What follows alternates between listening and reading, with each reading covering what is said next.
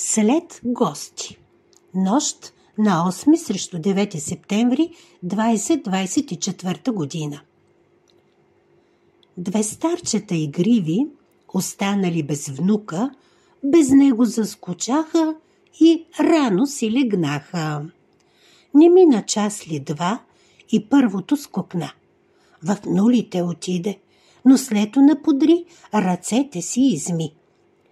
Прибра се леко кротко в семейното гнездо, докато не изкърца и другото легло.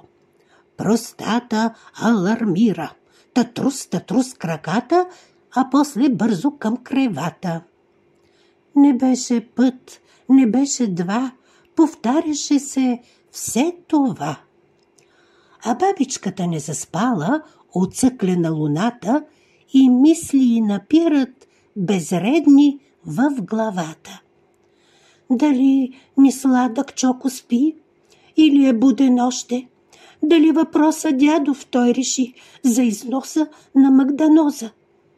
Пари чрез банката праща, за коледни игри се замечта и най-накрай дори на изложение цъфна да презентира продукта на сина.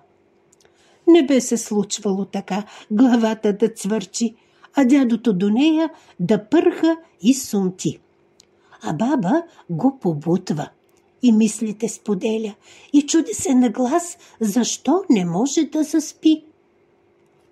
А дядо отговаря със сънен глас сърдит.